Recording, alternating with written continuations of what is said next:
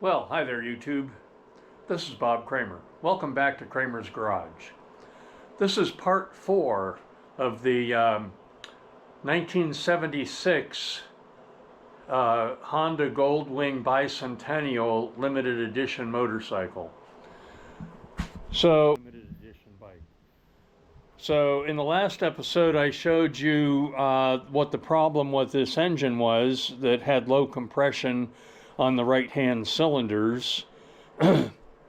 Just to recap, I took this head all apart and I refaced the valves by hand lapping, and I cleaned everything up, put it all back together with a new head gasket, of course, and then redid the compression test, and the compression is acceptable now in all 4 cylinders. So I've changed the belts, I've adjusted the lash on the valves, I've adjusted the ignition timing. You can adjust the points with it sitting here on the bench by hooking up a battery to it. So I did that, and I replaced all the seals.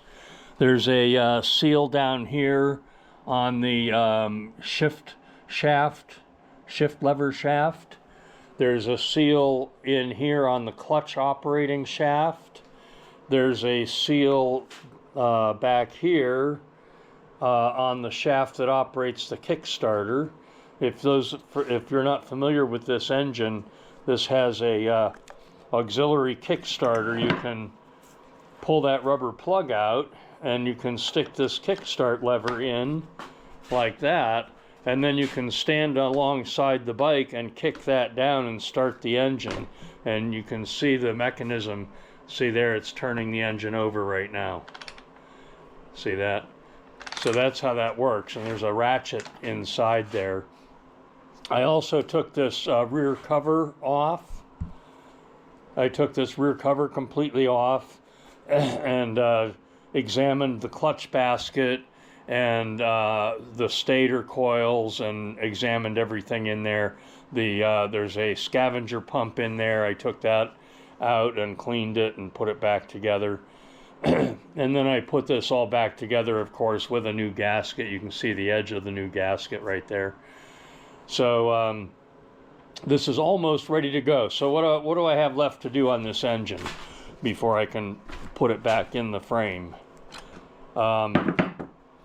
I'm going to put the clutch cable in. There's a new clutch cable there, so I'm going to put a clutch cable in. I also rewrapped this with new wire loom tape, and this sub harness also. The original wire loom on it was vinyl tubing, or vinyl sheath, and it was hard and brittle and very difficult to bend the wire, not flexible at all anymore. So I took that off and I rewrapped this with Tessa wire loom tape, which is very good quality cloth tape, and I've used that a lot on motorcycle wiring. It works great. So I'm going to do a new clutch cable. I need to put the fuel pump on. It's laying right there. I'm going to take it apart and clean it out, make sure there's no debris in the fuel pump. And then this engine had this breather filter, crankcase breather filter that bolts on right on the back here.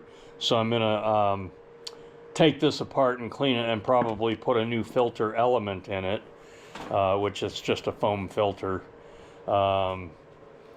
So anyway, that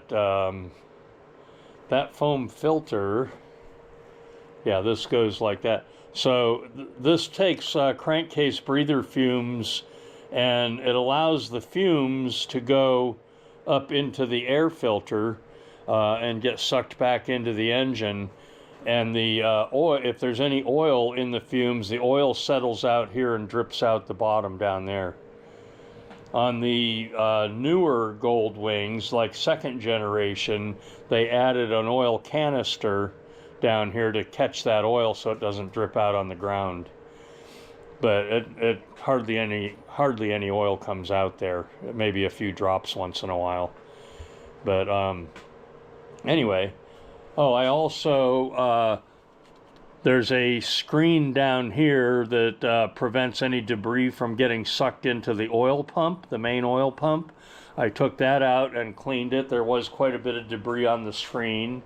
I cleaned that. Oh, and something unusual on this engine, I took this apart to put a new oil filter element in, and I took it apart and there was no oil filter in there at all. It was just an empty canister.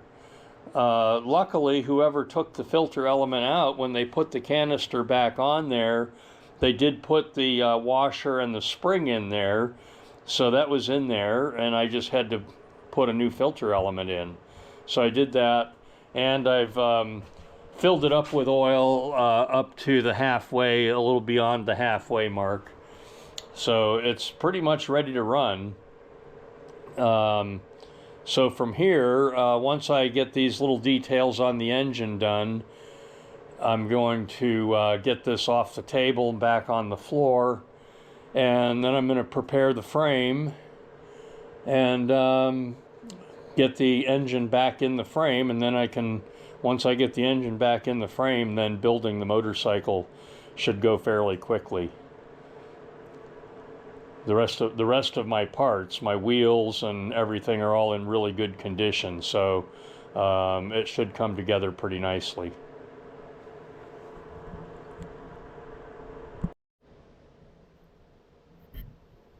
I polished the timing belt covers. They came out really nice, and I re-glued the gaskets on. I'll show you what glue I use. So I'm using this Gorilla Glue. It's a contact adhesive. It dries quick. I used to always use this E6000, but it takes so long to dry. The Gorilla Glue is a very similar type of adhesive, but it dries very quickly. Dry enough to, it says right on there, holds in just seconds. So it's almost like got a super glue component to it. But anyway, I glued these yesterday evening and left it sit overnight, and they seem to be really well stuck on there. So I'm gonna now put the timing belt covers back in place, and then continue with the fuel pump, clutch cable, breather assembly, etc. And then this engine will be ready to go.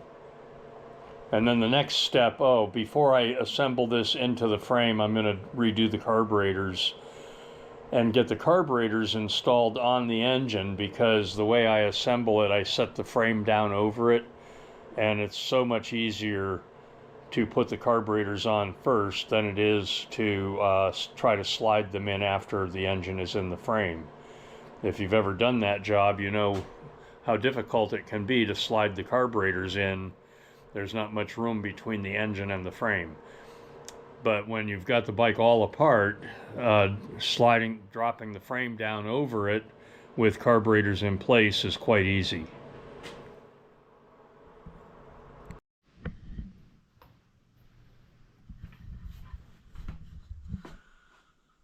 Okay, so here's a tech tip for you.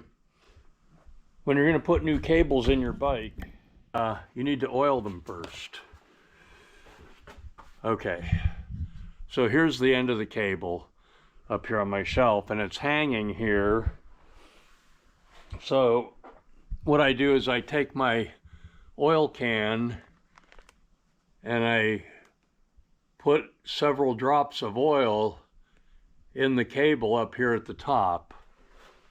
All right, and that cable is now hanging. I'm going to back up so you can see it. So there's a lot of junk in the background. But anyway, that cable is hanging there. And so I leave it hang there for a little while. In this case, it's been hanging there about an hour.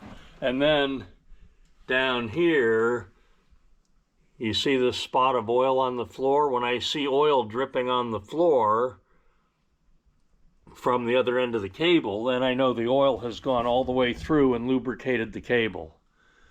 So that's how I oil new cables before I install them. And I just use regular motor oil, nothing special. And now that cable is very well lubricated and ready to be installed. Excuse all the junk in the background, but I guess that's where I always hang the cables. I have a couple of screws. I have a couple of screws screwed into the shelf right there to hang the cable from.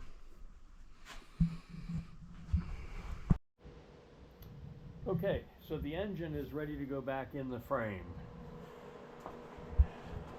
I've just finished rebuilding the carburetors, and I put the carburetors back on the engine because I'm going to be setting the frame down over the engine, and it's much easier to put the carburetors on first and then set the frame down over the entire assembly.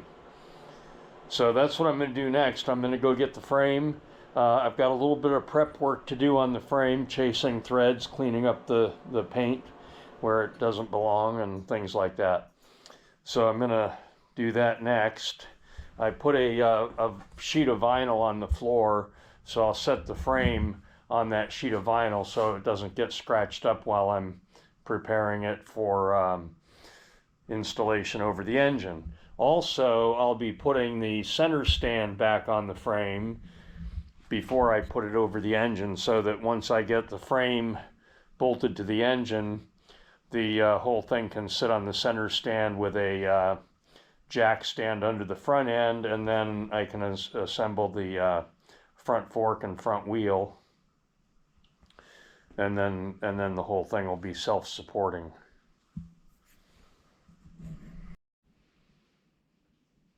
Okay, so I've got the engine back in the frame, and another difference that I noticed on the LTD versus the standard GL1000 Goldwings, the kickstand is chrome plated, the side stand, and most of the bolts are chrome plated also.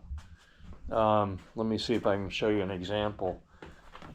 I don't know how good you can see, but this nut down in here on the engine mount, that's chrome plated, and the bolt head is also chrome plated. So that's a little different, and a lot of the bolts on this bike are chrome plated. So anyway, I'm gonna end this video now. I hope you enjoyed watching, and subscribe to my channel, and I'll update you next week on the progress on the bike. Thanks for watching.